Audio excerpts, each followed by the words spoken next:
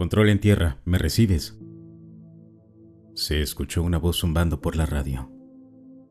Me incliné hacia adelante en mi silla, estudiando la señal que llegaba desde nuestra estación en órbita geoestacionaria. Al activar nuevamente mi micrófono, tomé un momento para admirar el hecho de que el mensaje provenía de más de 35.000 kilómetros de distancia, desde una pequeña caja metálica suspendida en el espacio, orbitando lentamente la Tierra. Te escucho fuerte y claro, Holloway. Qué bueno tenerte de vuelta, respondí, con un inmenso alivio reflejado en mi voz. Los astronautas a bordo de la JSS habían estado fuera de contacto durante más de una hora. Si fue debido a algún tipo de interferencia o problemas técnicos, aún era un misterio. Pero esa sola pérdida de comunicación nos había puesto nerviosos a todos, considerando que cualquier cosa en órbita geoestacionaria tiene un periodo orbital igual a la rotación de la Tierra. En términos sencillos, eso significa que la estación nunca debería estar fuera de nuestro alcance en relación con nuestra posición en la Tierra. ¿Qué pasó allá arriba? Perdimos contacto por un momento, pregunté. El resto del equipo en control en tierra permanecía en silencio. Cada uno de los científicos estaba escuchando con atención nuestra conversación. Aunque me sentía aliviado, había algo en la voz de Holloway que sonaba urgente, casi asustado. Encontramos algo, comenzó. No estamos seguros de qué es exactamente, pero eso fue lo que nos cortó la señal. Has dicho que encontraron algo. ¿Podrías ser más específico? Te daré algo mejor. Estoy subiendo el video que falta en este momento, respondió Holloway. La JSS había estado bajo constante supervisión desde su lanzamiento a principios de 2012. Era una misión secreta diseñada tanto para estudiar la resistencia humana en el espacio como para rastrear cuerpos extraños que ingresaran a la órbita terrestre. En pocos minutos, el video perdido y algunas fotos se subieron al servidor. Aunque el metraje mostraba principalmente el interior de la estación y a los astronautas reunidos en una de las pocas ventanas mientras trataban de entender qué había pasado, mi interés se centró en las imágenes. Abrí la primera y la mostré en la pantalla principal de la sala de control. Estaba dirigida hacia el espacio profundo, lejos de la Tierra, mostrando un cielo estrellado como ningún humano podría soñar con observar desde la superficie terrestre. Pero en el centro de la foto había un parche negro de nada, como si una parte de la imagen no hubiera recibido ninguna exposición a la luz. Holloway, exactamente, ¿qué estoy viendo? Contuve la respiración mientras esperaba una respuesta. Nunca había visto algo tan vacío. Era como mirar un agujero negro. Pero eso obviamente no podía ser, ya que habría aniquilado la estación en un instante. No lo sabemos. Simplemente estaba ahí, a unos 25 metros de nuestra estación cuando pasamos. No pudimos obtener ninguna lectura, sin radiación, sin movimiento, sin fuerza, nada. Según nuestros instrumentos, no existe. ¿Aún pueden verlo?, pregunté. No, pasamos junto a él hace 47 minutos. Acabamos de recuperar contacto. Parece estar fijo en su trayectoria orbital. No tiene sentido. Pero, siguiendo este recorrido, lo veremos nuevamente en poco más de 23 horas. Enviaremos más datos, entonces. El día siguiente lo pasamos en la oficina, analizando la escasa información recibida de la tripulación a bordo de la JSS. Pero con solo una foto y lecturas limitadas que indicaban que el punto negro en el espacio no existía, podíamos hacer poco más que esperar. Sin embargo, ninguno de nosotros volvió a casa para descansar. Nos quedamos en la oficina mientras miles de teorías diferentes se formaban en nuestras mentes. Alrededor de la misma hora del día siguiente, perdimos contacto con la tripulación. Para entonces, ya sabíamos lo que estaba pasando. Aunque era un fenómeno preocupante, sabíamos que no duraría ni una hora. Como el día anterior, fue un problema temporal. Control en tierra, tenemos un problema, ¿me copian?, llamó una voz por la radio. Al principio no reconocí la voz. Holloway era el encargado de la estación, por así decirlo, pero por alguna razón, alguien más había tomado la responsabilidad de contactarnos. «Este es Control en tierra, ¿con quién hablo?», pregunté, incapaz de reconocer la voz debido a la interferencia. «Soy Matthews, pasamos junto al agujero nuevamente. Es más grande, solo lo evitamos por unos pocos metros. La próxima vez lo golpearemos». «De acuerdo, Matthews. Tienen que cambiar inmediatamente la actitud de la estación. Luego necesito hablar con Holloway», ordené. «Lo encerramos en el área de descanso. Perdió la razón». «¿A qué te refieres con que perdió la razón? ¿Qué pasó?», pregunté. «Se quedó mirando por la ventana cuando pasamos junto al agujero. Luego simplemente se quedó en estado catatónico. Para cuando nos dimos cuenta de lo que estaba sucediendo, ya había saboteado los CMGs. Estamos a la deriva». «¿Pueden repararlos?», fue lo único que se me ocurrió preguntar. «No lo creo. Tendremos que... espera. ¿Cómo demonios salió Holloway? ¡Deténganlo!». El mensaje se cortó abruptamente. «Matthews, ¿estás ahí?», prácticamente grité por la radio. Desesperadamente intentamos restablecer el contacto, pero no importaba lo que hiciéramos, la JSS permaneció en silencio. Horas pasaron mientras la estación se dirigía a una colisión directa con el extraño fenómeno cósmico. Y aunque la tripulación aún podía estar viva allá arriba, no teníamos la más mínima idea de qué sucedería cuando finalmente chocaran. Para cuando pasó otro día, la mayoría de nosotros llevábamos más de 70 horas sin dormir. Algunos se habían desplomado sobre sus escritorios y se había llamado a todos los miembros disponibles de la tripulación, pero no servía de nada. Exactamente 27 minutos antes del impacto, recibimos la última transmisión que jamás obtendríamos de la tripulación a bordo de la estación. Esto fue lo que escuchamos. «Control terrestre, aquí Matthews. Las comunicaciones fueron saboteadas después de que Holloway escapó. Lo hemos perdido junto con García. Tuvimos que matarlos. No nos dejaron otra opción. Hemos pasado el último día intentando cambiar el rumbo sin éxito. Ni siquiera sé si podré hacer que la radio funcione lo suficiente para enviar este mensaje. En unos 15 minutos perderemos el contacto al entrar en alcance del agujero. Y luego colisionaremos.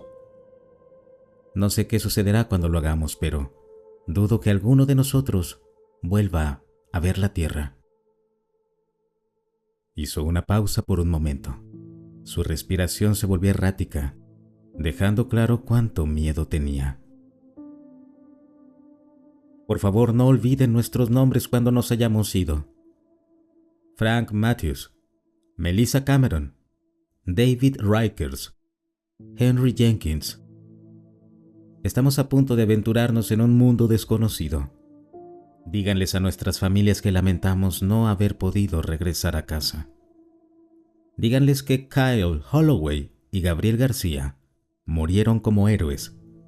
Lo que sucedió no fue culpa de ellos. Ojalá tuviéramos más tiempo. Adiós». Con esa última transmisión, el contacto se perdió una vez más, al igual que cualquier contacto visual que teníamos de la estación. Había entrado en la grieta oscura del espacio y al apuntar los telescopios hacia su supuesta ubicación, pudimos verla crecer en tiempo real, expandiéndose lentamente a través del cielo nocturno.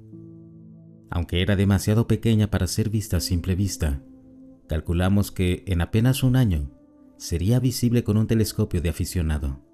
En 2, se podría ver a simple vista. Lloramos por los astronautas que nunca serían mencionados en ningún medio de comunicación. Su misión para expandir el alcance de la humanidad había sido secreta, por lo que sus muertes pasarían desapercibidas, excepto para aquellos que los amaban. Me parecía extraño que ese fuera el destino de la mayoría de la humanidad. Cuando la muerte finalmente nos alcanza, somos olvidados demasiado rápido. Incluso los héroes, las mentes más brillantes y las estrellas más famosas, eventualmente serán borrados por el tiempo. Para lo desconocido del universo, todos somos igualmente prescindibles. Cuando escaneamos el cielo en busca de restos que pudieran haber sido de la estación, finalmente comprendimos que no solo había sido destruida, sino devorada por la grieta oscura. No importaba dónde buscáramos ni qué tipo de sondas enviáramos para buscar a la tripulación muerta, habían sido borrados de nuestra parte de la galaxia. Pero tras su desaparición, algo más siniestro se albergaba en nuestras mentes. ¿Qué sucedería a medida que la grieta creciera? ¿Llegaría alguna vez a la Tierra? Al principio no podíamos hacer más que observar hasta que una sonda pudiera ser enviada.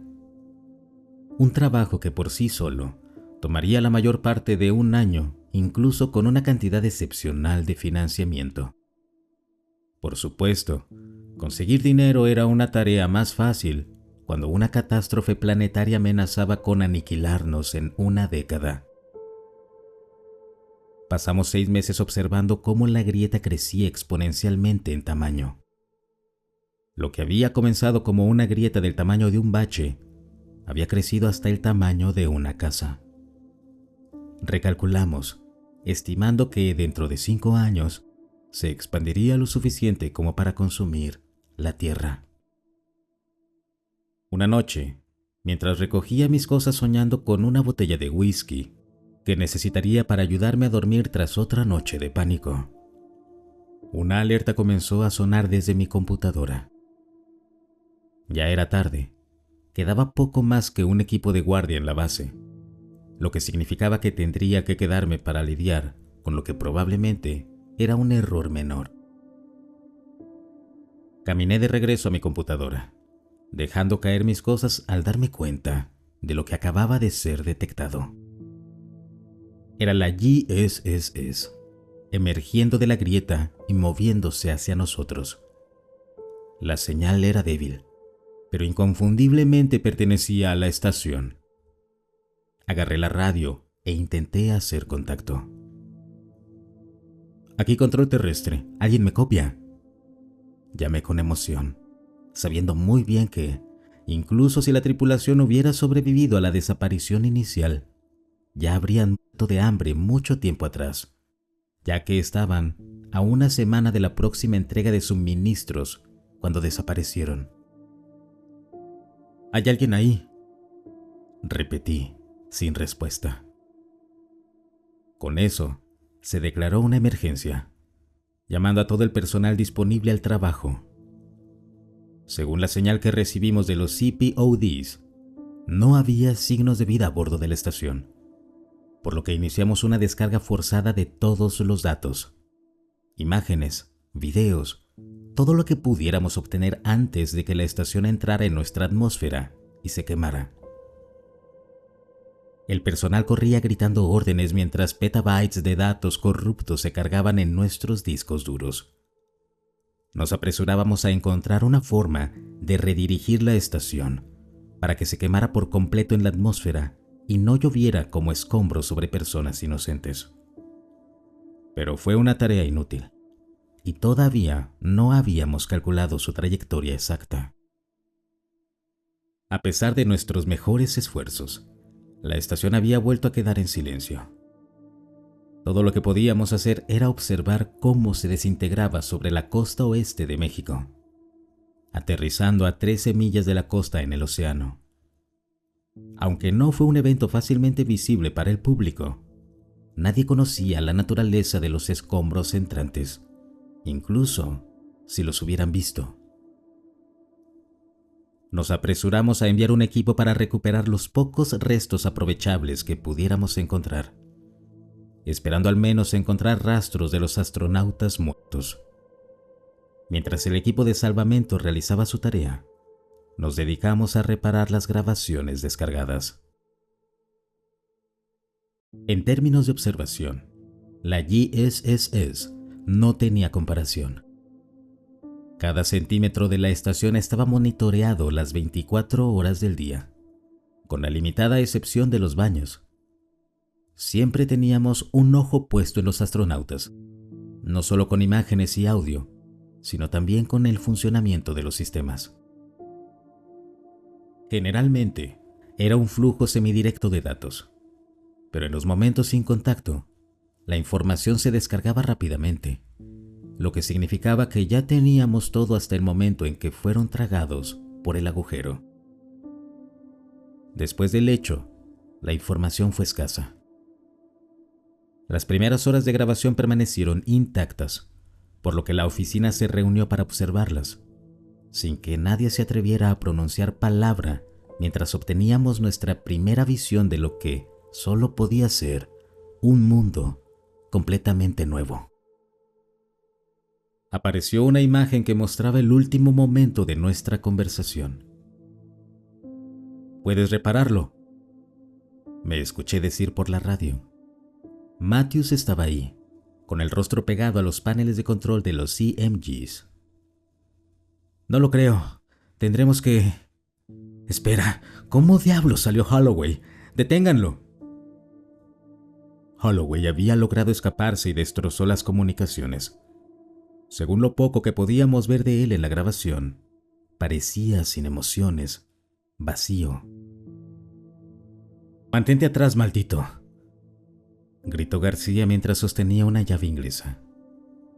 Flotar en gravedad cero hacía que pelear fuera un desafío diferente, pero un golpe bien dirigido aún podía herir gravemente a cualquiera.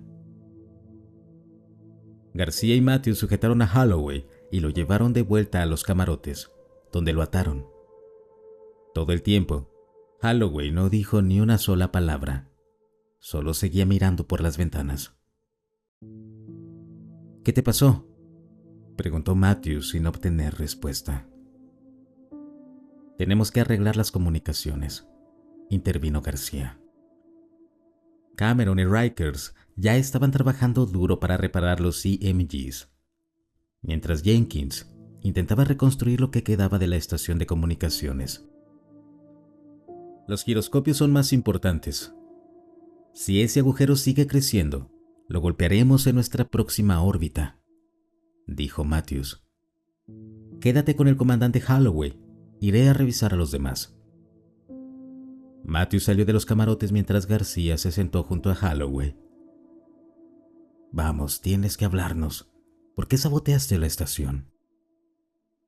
Holloway seguía negándose a responder. Solo permanecía mirando por la ventana. «¿Viste algo en el agujero?», preguntó García. Esta vez, Holloway giró la cabeza hacia García, reconociendo finalmente que había escuchado la pregunta. Parecía estar susurrando algo, pero no se podía oír a través de los canales de audio. «¿Qué dijiste?», preguntó mientras se inclinaba más cerca.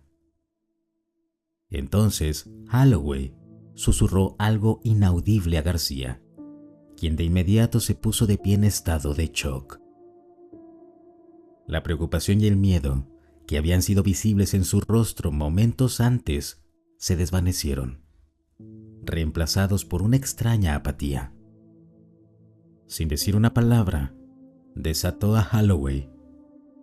Ambos lucían vacíos, trabajando de manera uniforme. «Oh, por Dios, García, ¿qué hiciste?», preguntó Jenkins al verlos entrar en la sección principal, En respuesta, García tomó una de las herramientas que Jenkins estaba usando y lo golpeó en la cabeza. La sangre brotó de la herida, suspendiéndose en pequeñas esferas rojas en el ambiente ingrávido. Al ver lo que estaba por suceder, Matthews, Rikers y Cameron se apresuraron hacia los dos miembros de la tripulación enloquecidos, tratando de desarmarlos. La lucha los llevó a través de la nave mientras la sangre de Jenkins golpeaba en las paredes. Aunque la mayoría de los componentes electrónicos sensibles estaban seguros, donde la sangre entró, algunos sistemas no importantes se dañaron. García era, con diferencia, el más fuerte del grupo, y eso le daba ventaja incluso en gravedad cero. Sin embargo, en algún punto de la pelea, Cameron logró darle una patada, empujando la cabeza de García hacia la esclusa de aire. Luego empujaron a Holloway con él y la cerraron. ¿Qué diablos hacemos ahora?, preguntó Rikers. Cameron estaba atendiendo al inconsciente Jenkins, cuya herida sangraba profusamente. Pero rápido le aplicó un vendaje improvisado para evitar que su sangre cubriera las paredes de la estación. «Vamos, quédate conmigo», gritó. Una vez que Jenkins estaba estabilizado, Cameron se unió al resto de la tripulación para intentar reparar el giroscopio de control de movimiento. Aunque las comunicaciones eran importantes, la prioridad principal era alejar la estación de la órbita del vacío antes de la colisión. Pasaron las siguientes 20 horas intentando reparar los CMGs, pero fue en vano. Nadie conocía el sistema tan bien como Holloway, y con él encerrado, no había nada que pudieran hacer. Alrededor de la 20ª hora, se escuchó un ruido proveniente de la esclusa de aire. Holloway y García habían logrado hacer un agujero en la pared, obteniendo acceso directo a los mecanismos de la puerta de la esclusa. A pesar de su estado psicótico, estaban muy conscientes de los sistemas de la estación. «Holloway, detente», dijo Matthews por los altavoces. «Si dañas la esclusa, todos vamos a morir». Pero los dos hombres no se detuvieron. Estaban tan lejos de ser quienes eran que ni siquiera la amenaza inmediata de la muerte parecía preocuparles. «Tenemos que eyectarlos», dijo Rikers. «¿Matarlos?», intervino Cameron. «No podemos». A pesar de su oposición, su voz era débil. Era lo suficientemente inteligente para saber que no había otra opción. O ellos mueren, o morimos todos. A este punto, no es una cuestión de moralidad, sino de simple matemática. Cameron y Matthews miraron a Rikers con desesperación. Jenkins ni siquiera estaba consciente para opinar. Ambos asintieron, sabiendo exactamente lo que tenían que hacer. «Holloway, García, o dejan de hacer eso o los eyectamos al espacio. Van a morir si no se detienen», dijo Cameron por los altavoces, pero su mensaje fue ignorado. «Es hora, terminemos con esto. Como el siguiente al mando, yo lo haré», dijo Matthews. Todo ya estaba preparado. Solo quedaba ingresar el comando para anular el sistema y acabar con ellos. «Que Dios me perdone por esto», murmuró Matthews mientras presionaba la tecla de eyección. La esclusa interior se selló, mientras que el exterior se preparó para abrirse. En un minuto, las puertas se abrieron y los dos hombres fueron expulsados al vacío del espacio. Existen muchos conceptos erróneos sobre lo que ocurre al morir en el vacío. Contrario a lo que se cree, uno no se congela de inmediato, ni el cuerpo explota por el cambio repentino de presión. La verdad es que morir en el espacio es una de las formas menos dignas de abandonar la vida. El aire sería succionado de tus pulmones, con una gran probabilidad de romperlos en el proceso, mientras la saliva en tu lengua hierve. Todo lo que quede en tus intestinos también sería expulsado. En menos de 15 segundos, perderías la conciencia debido a la hipoxia. Me reconforté con ese hecho al revisar las grabaciones. Al menos los desafortunados astronautas no estaban conscientes para experimentar sus horribles muertes. La tripulación permaneció en silencio unos minutos tras la eyección. Ninguno tuvo el valor de romper el silencio hasta que Matthews finalmente recordó que ahora estaba a cargo de la estación. Los GMC están listos. Tenemos que intentar enviar un mensaje antes de que el vacío nos consuma, dijo con una voz derrotada, aunque con un atisbo de propósito. Solo tenían unas pocas horas antes del impacto, y nadie sabía exactamente cuánto había crecido el agujero en las últimas 24 horas. «Cameron, ¿cómo vamos?», preguntó Matthews tras un par de horas de trabajo. «No pinta bien, pero creo que podríamos lograr enviar un mensaje simple. Pero tenemos que ser rápidos. Nos queda menos de una hora», respondió. «¿Quieres el honor? Tú estás a cargo ahora, después de todo». Mientras Cameron y Rikers fueron a revisar a Jenkins, Matthews envió el último mensaje que recibiríamos de la tripulación con vida. «Control de tierra, habla Matthews». Después de escuchar el mensaje por segunda vez, el vacío negro apareció fuera de la ventana. La tripulación se había reunido, abrazándose mientras se acercaban a unos pocos metros de él. «Esto es todo», murmuró Rikers con pánico. «¡Oh, Dios!». Con eso, cada rayo de luz, artificial o no, desapareció de la estación. Siguieron unos minutos de gritos y pitidos mientras la tripulación intentaba encender las luces nuevamente. Pero, según todo lo que dijeron, los sistemas no se habían caído. La luz simplemente estaba siendo consumida por el vacío. De muchas formas, el lugar actuaba como un agujero negro, pero sin afectar la masa física de manera destructiva. «¿Cómo es que seguimos vivos?», preguntó Rikers. «No lo sé. ¿Por qué no funcionan las luces? La estación está muerta», preguntó Cameron. «No es solo la estación. Mira afuera», dijo Matthews con voz aterrada. Fuera de la ventana no había nada más que una oscuridad infinita, despojada de cualquier luz. Apenas se podía distinguir un extraño tono azul que rozaba la superficie de la estación, pero nadie sabía de dónde provenía. Esa tenue iluminación creó contornos inquietantes en el interior, permitiendo que la tripulación se moviera apenas sin chocar contra las paredes. Luego, la neblina de oscuridad comenzó a disiparse, y las luces de la estación volvieron lentamente, como si la fuerza invisible hubiera sido retirada. Una vez que aseguraron el interior de la estación, se reunieron en las ventanas y cayeron en un silencio ensordecedor. No podía culparlos, porque el mundo que existía afuera, en el vacío del espacio, era como nada conocido por la humanidad. Si no hubiera visto las grabaciones yo mismo, nunca lo habría creído.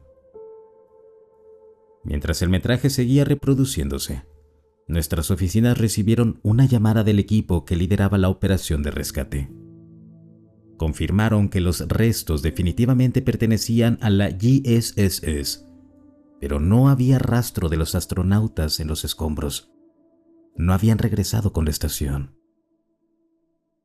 Sin saber qué decir, simplemente volví mi atención a las grabaciones que aún seguían. Donde sea que terminaran los astronautas, ninguno de nosotros lo sabía. Pero algo era seguro. Los astronautas ya no estaban en nuestro plano de realidad. Estaban en una pesadilla.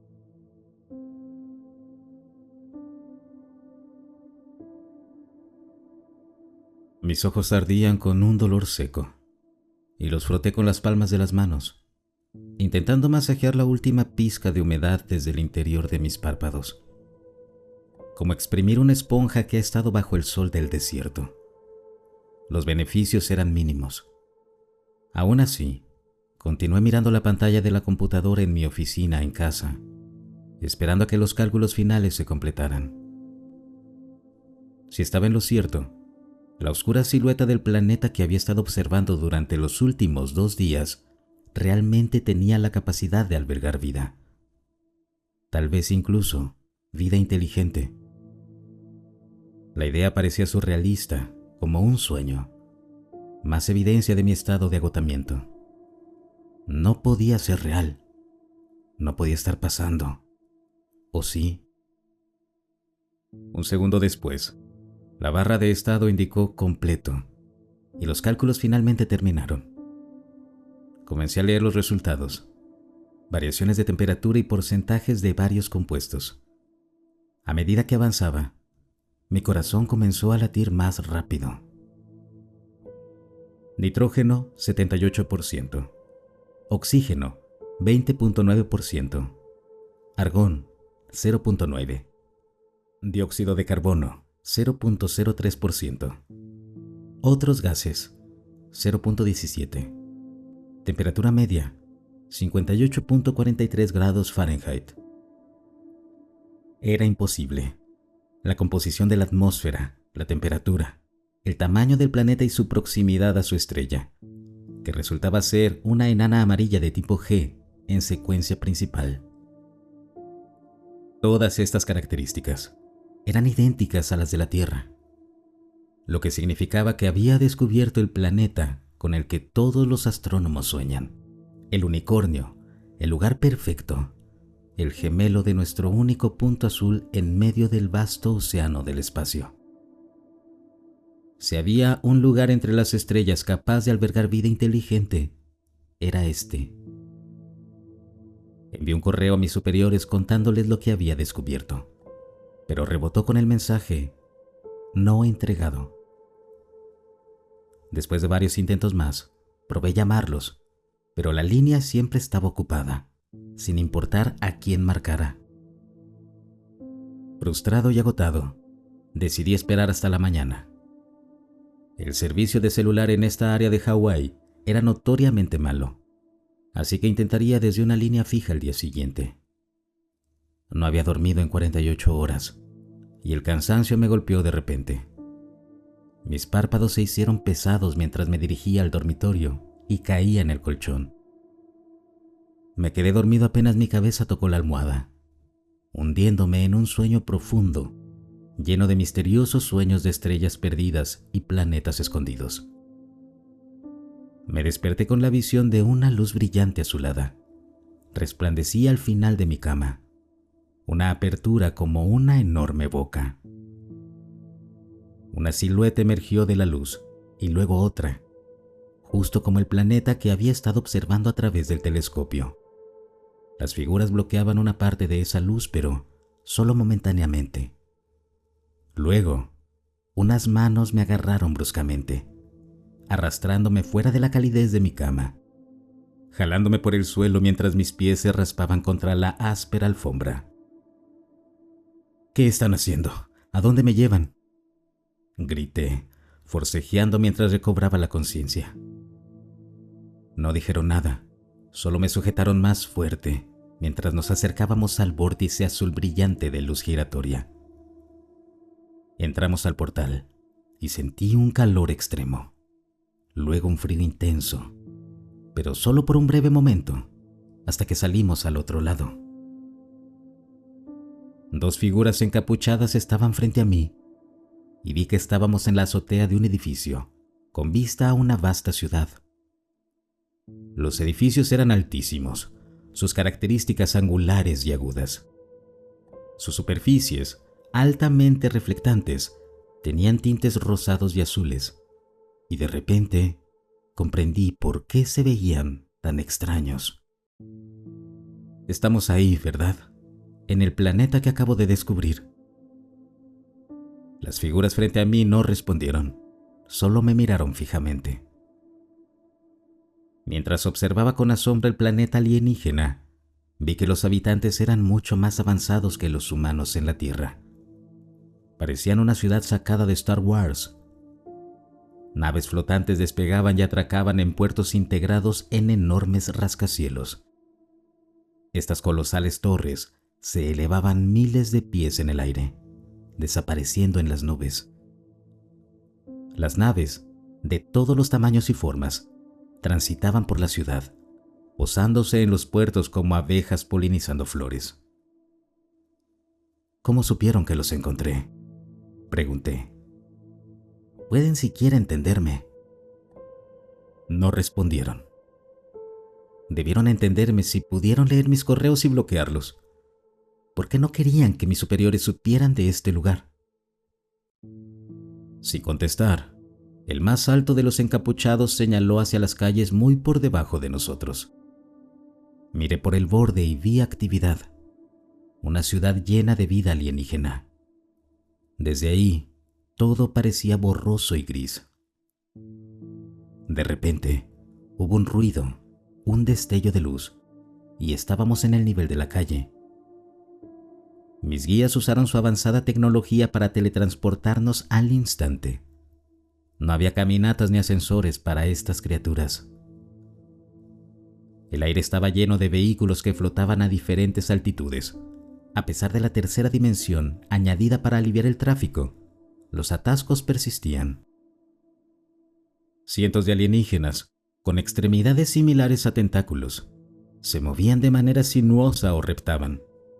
La ciudad parecía viva, pero opresiva. Vendedores callejeros ofrecían platos de papel llenos de carne, con un olor nauseabundo, a los clientes que hacían fila para comprar su almuerzo. Una docena o más de ellos estaban cerca de nosotros, y me aseguré de mantenerme cerca de las figuras encapuchadas que actuaban como mis guías. Las criaturas de este planeta eran altas, anchas y gelatinosas. Tenían probóscides en lugar de bocas y tentáculos en lugar de brazos y piernas, que utilizaban para moverse. Similar a cómo los pulpos se desplazan de diversas maneras. Algunos caminaban sobre sus tentáculos traseros, casi como humanos bípedos, mientras que otros se deslizaban y serpenteaban por el pavimento, como víboras. Además, noté que cambiaban de color según el fondo que tuvieran detrás. Sorprendentemente, ninguno de ellos pareció notarnos mientras los tres observábamos en silencio desde un lugar sombreado cerca de un edificio. La figura encapuchada junto a mí levantó una extremidad oculta bajo las túnicas. Miré hacia donde señalaba y vi algo muy extraño. Un hombre estaba saliendo de una alcantarilla en medio de la calle. Los autos flotantes le pitaban y lo salpicaban con barro al pasar rápidamente. Parecía no darse cuenta. Su rostro estaba calmado y apático, y llevaba un collar alrededor del cuello cubierto de luces parpadeantes. «¿Qué demonios?», murmuré, viéndolo realizar sus tareas. Sacaba cubos de un lodo marrón y viscoso de las alcantarillas. Su rostro y ropa estaban cubiertos de esa sustancia, y el hedor repugnante llegaba hasta donde estábamos, al menos a 30 metros de él. «¿Por qué hay una persona aquí?», pregunté a las figuras encapuchadas. «No debería haber humanos aquí. Estamos más lejos de la Tierra de lo que cualquier nave espacial podría viajar, asumiendo que estamos donde creo que estamos». Un momento después, volvimos a teletransportarnos. Ya no estábamos al nivel de la calle, sino muy por debajo del suelo, en una oscura mina. El sonido de picos, cinceles y martillos resonaba junto al estruendo de voces y carros mineros que se desplazaban por los rieles cercanos. Las voces eran humanas, me di cuenta, y nos acercamos para ver a un grupo de hombres trabajando en las paredes con herramientas rudimentarias. Cada uno llevaba el mismo collar lleno de luces parpadeantes que había visto en el hombre de la superficie. Sus rostros estaban calmados y apáticos. Ninguno mostraba enojo o molestia. En cambio, no tenían expresión alguna. Mientras llenaban carros mineros con material rocoso, pude ver que una vez llenos, los enviaban por los rieles. Otros carros llegaban para reemplazarlos y los llenaban de nuevo, repitiendo el proceso en una monotonía interminable. Hombres y mujeres trabajaban sin descanso y ninguno se detenía ni un instante. Miré a mis guías, comenzando a enojarme. ¿Qué es este lugar? ¿Qué les están haciendo a estas personas? Las figuras encapuchadas se miraron entre sí, asintieron y luego se giraron hacia mí, revelando sus rostros.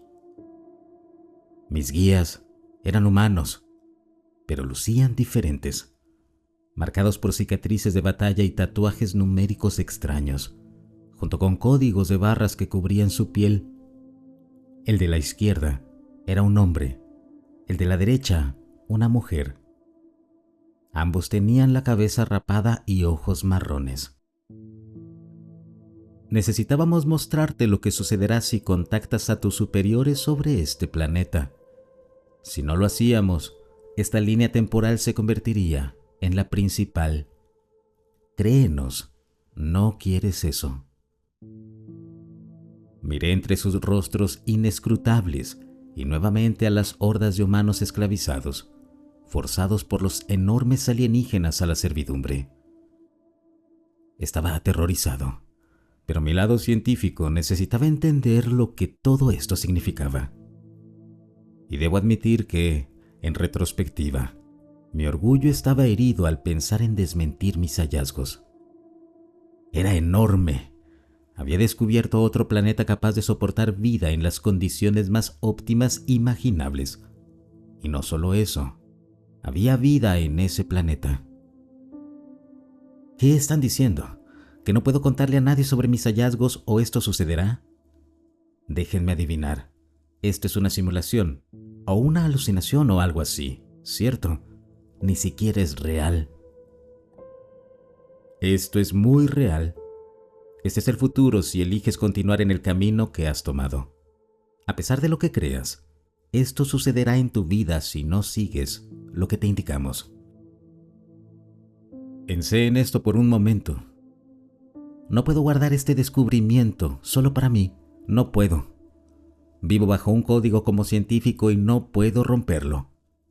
No puedo simplemente mantener algo como esto en secreto. Pero no te preocupes. No intentaremos contactar a este otro planeta. Solo lo observaremos. Me aseguraré de eso. El hombre se volvió hacia la mujer. Tenías razón. Es demasiado estúpido para salvarse. No importa lo que hagamos, le contará a los demás lo que encontró. Ella suspiró.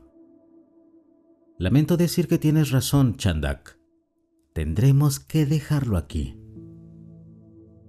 Ella chasqueó los dedos y noté que un leve siseo que me había rodeado sin darme cuenta desapareció de repente, como cuando se va la electricidad y te das cuenta de lo silencioso que está sin el ruido del refrigerador.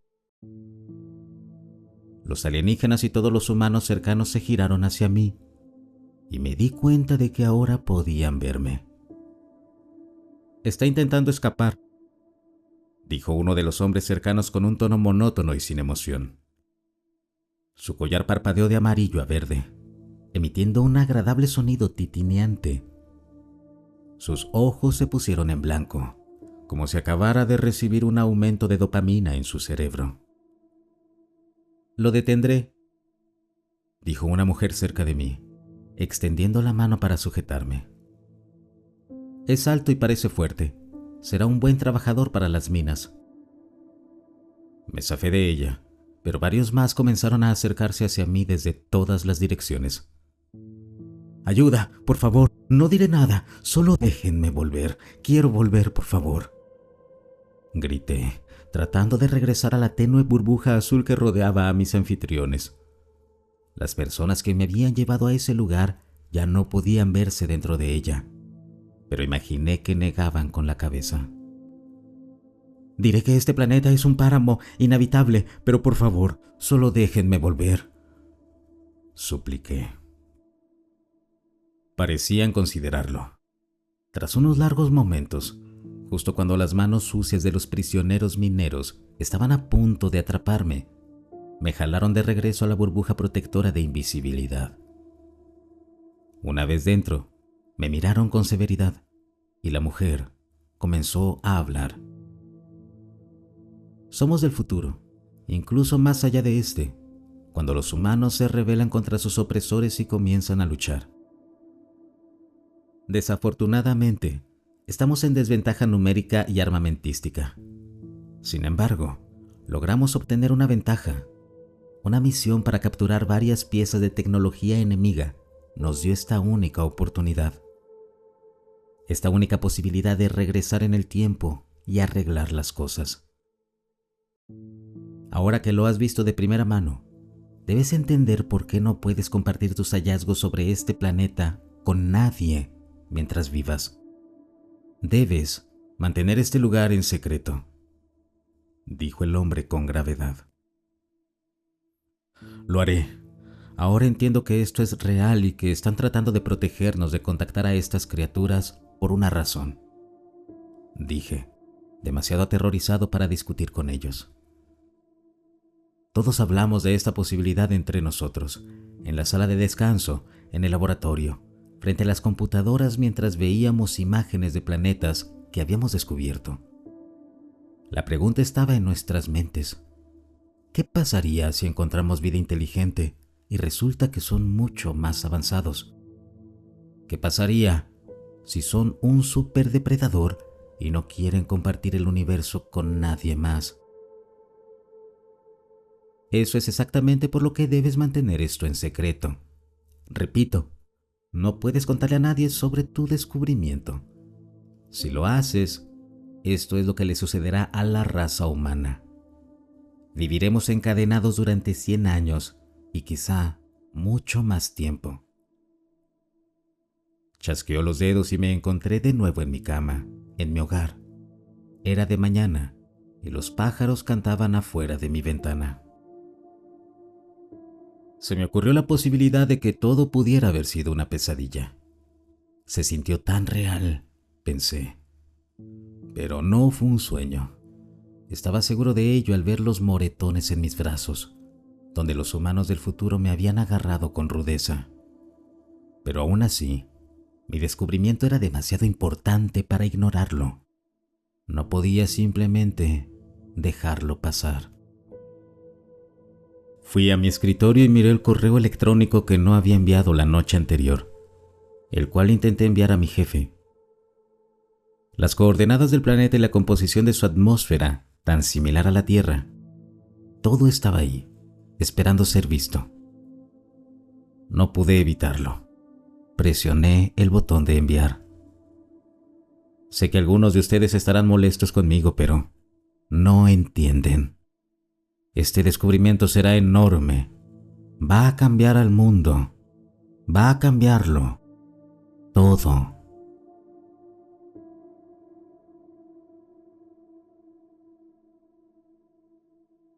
Permítanme comenzar este mensaje con una sincera disculpa. No puedo dar mi nombre. Si lo hago, encontrarán este correo. Cualquier mención de un científico en el sitio resulta en vigilancia inmediata por parte de los superiores.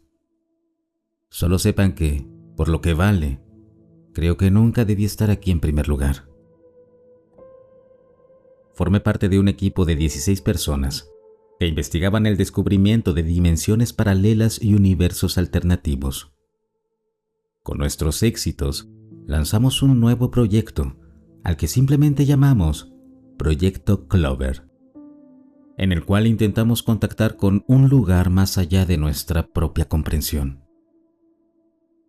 No creo que necesite decirles que, si están leyendo esto, realmente nos jodimos.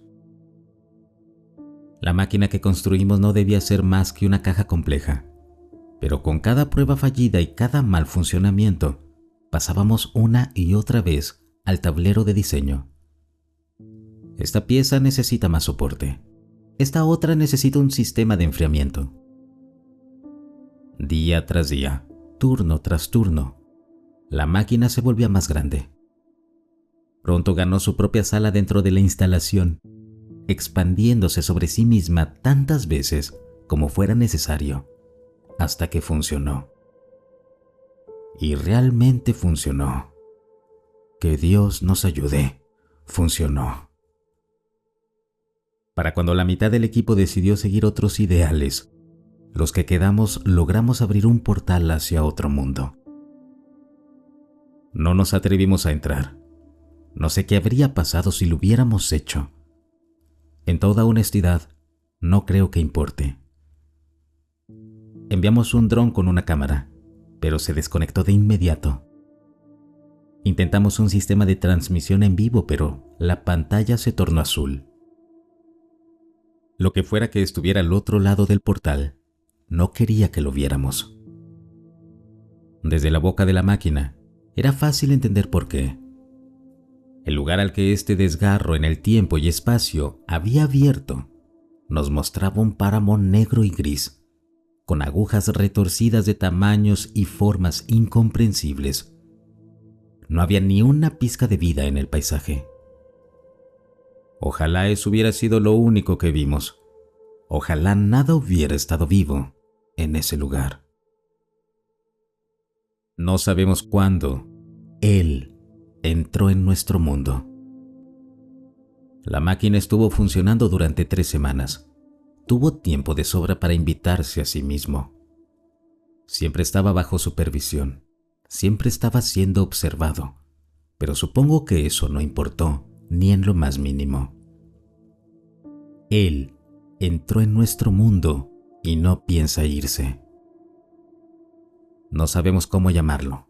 Ni siquiera sabemos si Él es el término adecuado. Dudamos que le importe o que siquiera sepa lo que significa. Lo único que sabemos con certeza es que aparece donde sea que intentemos ir. Siguen intentando borrar las historias. Intentan silenciar a las masas que también lo han visto. No se preocupen.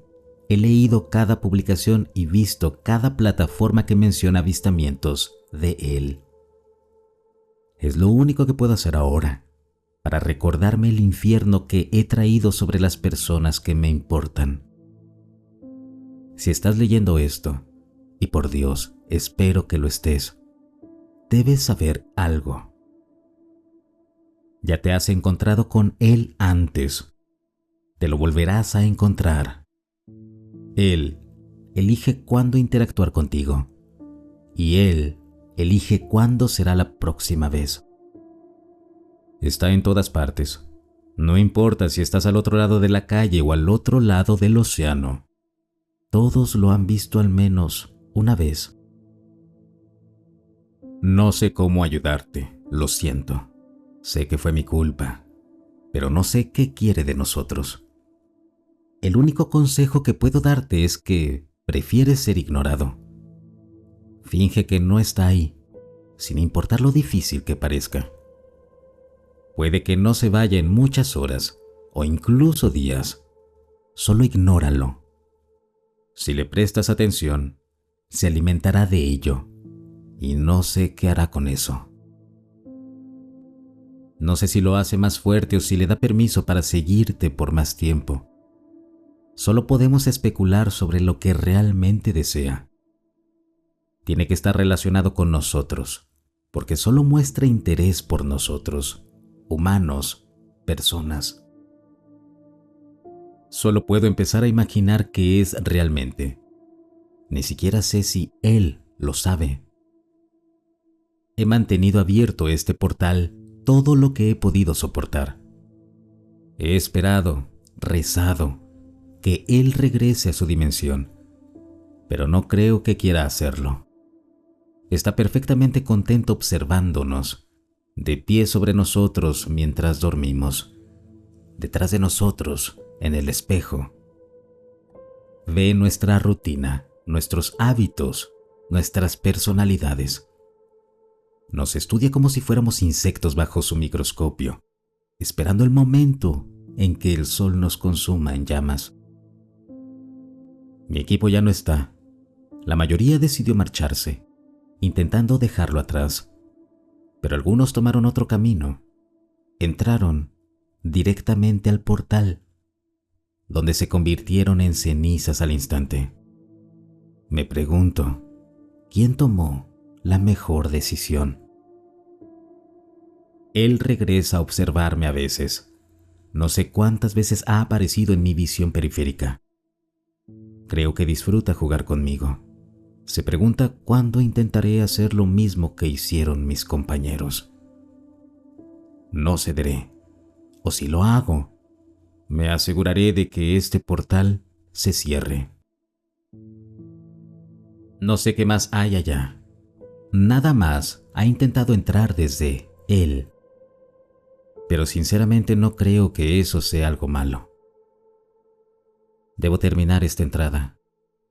Lo siento por haber traído este mal sobre todos ustedes. Lo siento por hacerlos experimentar lo que yo he hecho. Adiós. Y que nuestro Dios y Él tengan misericordia de nuestras almas. Si el video te gustó, no olvides suscribirte y compartirlo. Hasta el próximo relato.